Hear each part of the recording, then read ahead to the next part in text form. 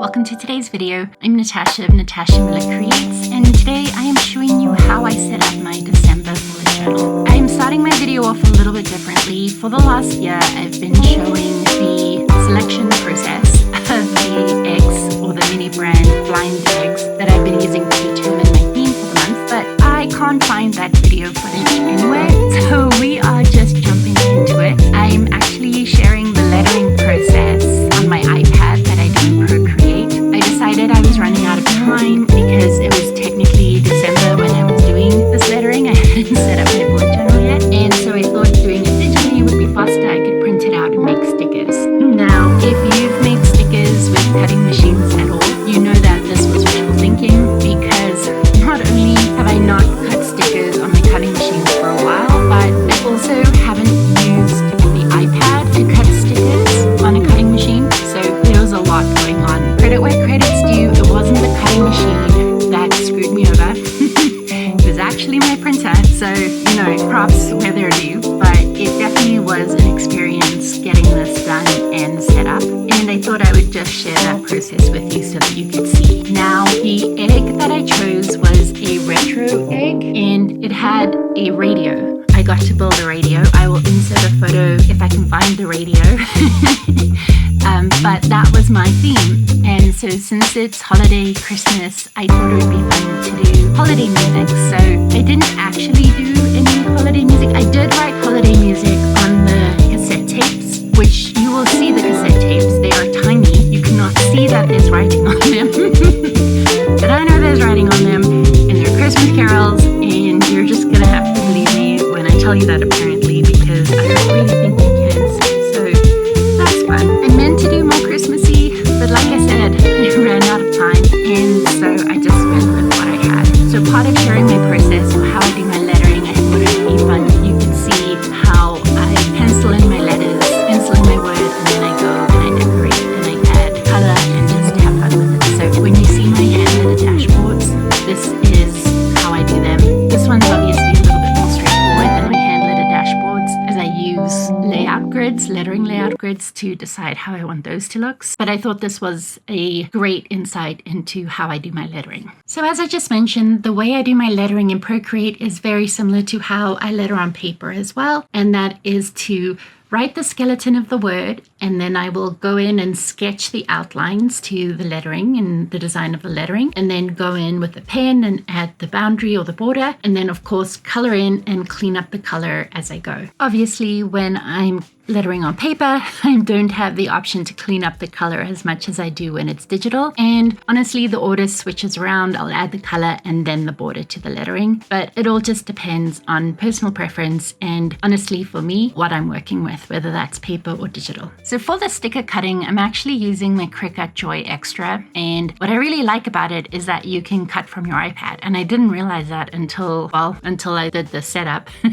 The biggest issues were my printer didn't want to print, but I restarted that and it worked okay. But what I didn't like was I wasn't sure where to turn off the bleed, but it actually worked out really well for me that there was a bleed. So in case you don't have a Cricut, the way the software works, it automatically adds a bleed to the images. Sometimes it's useful, sometimes it's not, but at least on the computer, I know how to turn the bleed on and off. On the iPad, I saw it somewhere and I couldn't remember where, and I just needed to get it over and done with. If I'd have just taken the 5 minutes to watch a tutorial, I'm sure I would have been fine, but instead I spent 20 minutes struggling.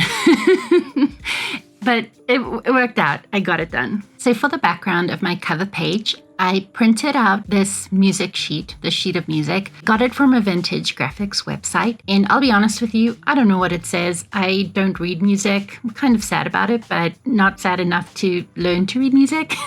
So I'm not even 100% sure it's not glued upside down. But because the paper was a little bit thicker than I'd intended to, I did want to distress it a little bit, so I just scrunched it into a ball and then flattened it out and scrunch it up again. And I gave it a lot of texture and kind of that grungy feel that I have in the illustrations and my lettering as well. After struggling with my printer for so long, I'd forgotten what kind of paper was in which drawer, so I ended up printing the background on a 120 GSM paper. My dashboard cover page I printed on sticker paper, and you will see me having to recut my stickers, and that's because I cut that on cardstock instead of sticker paper. So it was a little bit of a disaster, but I got through it, I made it work, and now you can see that is a sticker, not cardstock. So I'm able to move on and finish off this setup. Normally at this point, I would have my colors picked out. So whether I was using acrylographs or if I was using Tombow markers, I would have my pen colors matched to my color palette, but I hadn't done that yet at this point. And so that's what you see in the bottom left corner. That is my swatch chart for my acrylographs. And I do share a little bit of my process for how I end up swatching my colors to get the right colors. I'm fortunate in that I have enough acrylographs that 99% of the time I can match my color palette pretty easily and quickly. So this process wasn't that painful. I did have to switch out one of my acrylograph tips. It had gone dry and I tried rinsing it in lukewarm water, but it just wasn't budging. So I just replaced it and then I was able to use it, not a problem. Even though I printed out the title for December, that was the only digital lettering to sticker printing that I did. I actually just did hand lettering for the rest of the layouts. It was just quicker at this point versus creating stickers for every heading that I needed. It was going to take longer doing that than it was just lettering in my notebook. Instead, I took the time to create a pattern using the cassettes and music notes, and I decided I wanted a washi paper, or not washi paper, but I wanted washi strips to use throughout my layout. So that's what you saw me create there. I had hand-drawn those cassettes, and I went in and just created a quick pattern with it. If you're interested in any of the Procreate stuff, let me know if that's a tutorial you would like, and specifically lettering or pattern design and illustration. Let me know down in the comments below, but it's also something I really enjoy doing outside of my notebook, and sometimes it's easier when you're on the road and traveling around to do it digitally versus in my notebook. But here I am putting my calendar page together. As I said, I hand lettered my title on this layout and I'm just drawing in my calendar lines. I just did a rough handwritten, this was kind of to mimic when you label your mixtape. I did end up changing my subheadings on my later layouts, which you'll see, but I decided just to leave this as is because I was really lazy and I didn't want to have to go back and fix it. And also I felt like it fit well enough into the whole general aesthetic of the page. So fun fact, I was fortunate enough to get a new camera. So what this means, it's not going to shut off in the middle of filming because it's reached its timing max or whatever the case may be. I learned doing this layout that doesn't mean I'm not going to forget to push the record button. So there is a portion of this layout that I didn't record a single thing, and I'm a little bit choked about it because it was something fun and it was just a nice little hidden secret on this page, but you'll see it. I just unfortunately don't share how I created it. But for now, I took some of the cassette tapes and I created a fun little tie-in along the bottom of the page, and I added music notes just to fill up the space a little bit.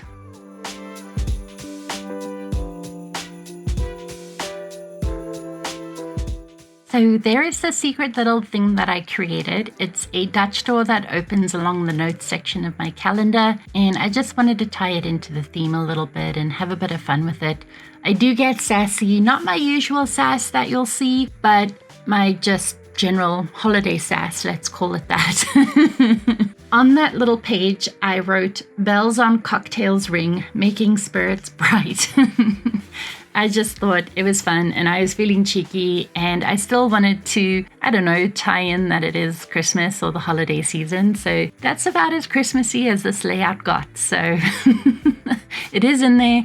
It's just, funnily enough, hidden, and I did not show you how I set it up. But I can touch on some of the basics. Some of the paper that I'd created, I just tore off the corners and put them on opposite ends of the space. I had an extra radio that I cut out that I stuck down in the middle, and then to make it look like a mixtape label, I just took some of the white offcuts from creating my tabs, and that's what I wrote the Bells on Cocktails Ring section on, and then of course adding music notes just to fill up the space a bit more. Moving on to my monthly overview page. Again, I just quickly showed you how I sketched out my letters and now how I'm coloring them in. I did want the letters to be jumbled and all over the place, so it was fun creating it, but I've spent so much time making sure my letters are straight that it does become a bit of a challenge in that sense, where you kind of have to fight your brain from making the letters straight. So that's okay. I like how it turned out and I'm happy with it.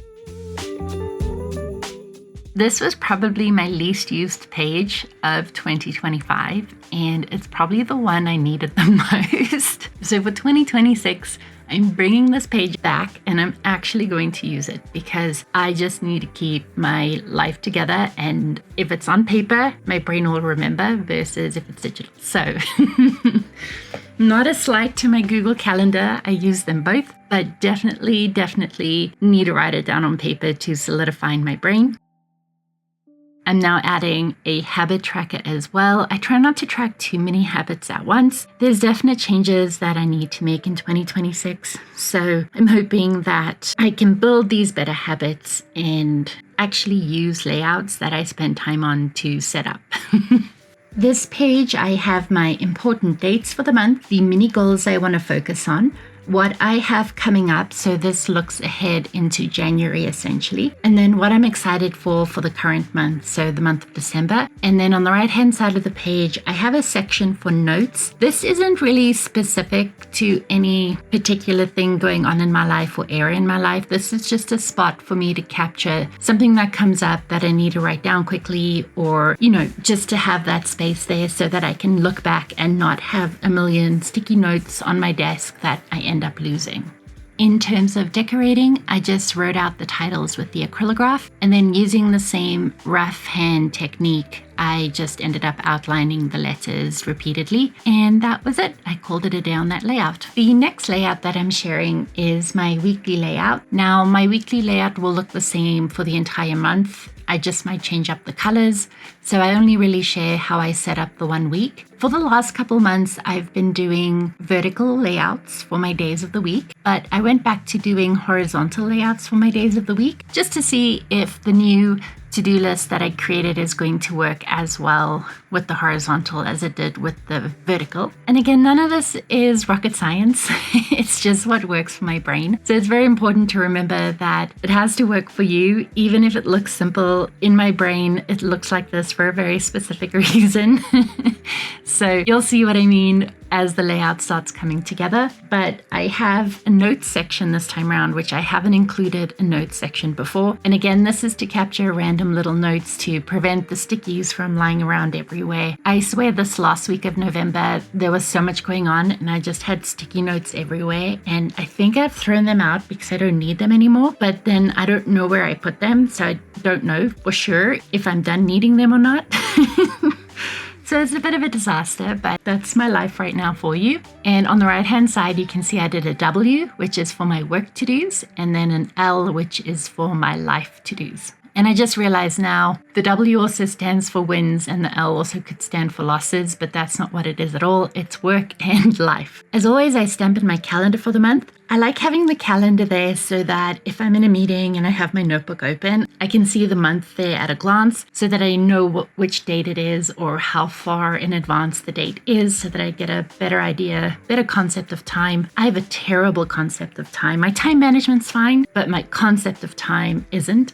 And I swear it's gotten worse since becoming a mom, but that's fine. So for my days of the week, I did, again, just lettered with my Acrylograph, simple handwriting, and then went over it repeatedly with my pen, and then adding in my squares. And this is where I use my key for cancelled or moved or done. For my days of the week, I use those primarily for meetings or appointments or things that have to be done on that specific day. And then my to-do list is just stuff that needs to get done throughout the week. If there is something that needs to be done by a certain time and it's in my to-do list, I'll just highlight it and make it a priority. But for the most part, this has been working so well for me where I have the separate events and meetings and appointments and stuff, and then I have my to-do list. So that'll definitely be going forward into 2026.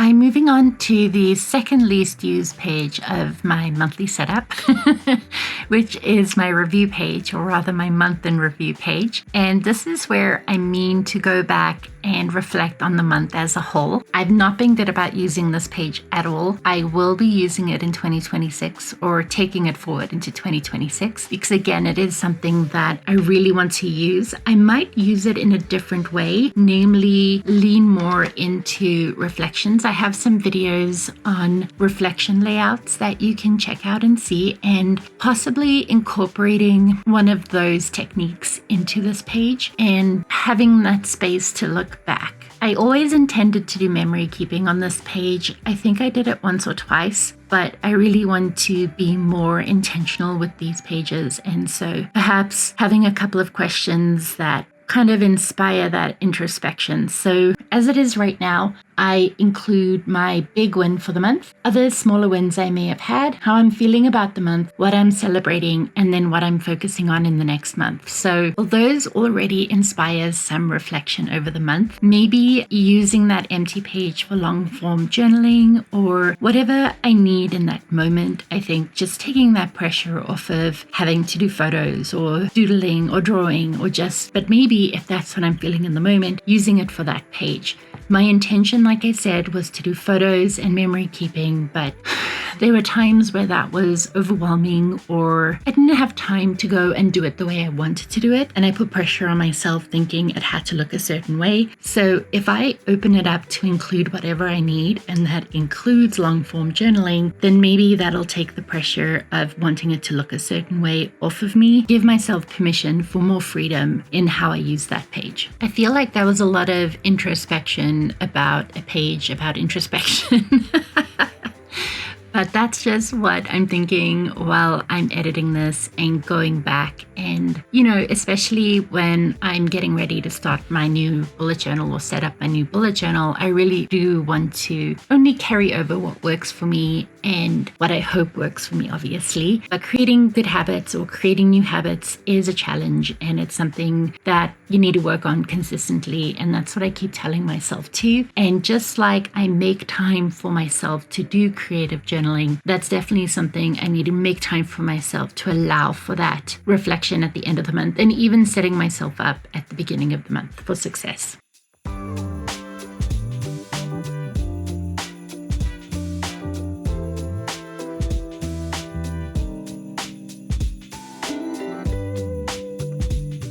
So that's my layout for December. I did do a setup for November. I just never finished editing the video. I've basically become paralyzed by overwhelm, and it's not negative. It's honestly it's all very positive. Everything that I've been experiencing and going through has been very positive, but that doesn't mean it's not overwhelming. And so it's been really frustrating because I've been creating and I've been filming. I've been filming lots of content to share. I just haven't found the time or the motivation to edit the videos because I just want to keep creating. I just feel like I need to be doing more, and editing is not part of the more. So I hope you enjoyed today's video. If you have any questions or comments, please let me know down below. If you want to know any of my supplies, let me know down below as well. And otherwise, thank you so much for watching today. I do appreciate your time so much, and I hope to see you in the next one. For more bullet journaling content, make sure to check out one of these two videos. I'll see you over there.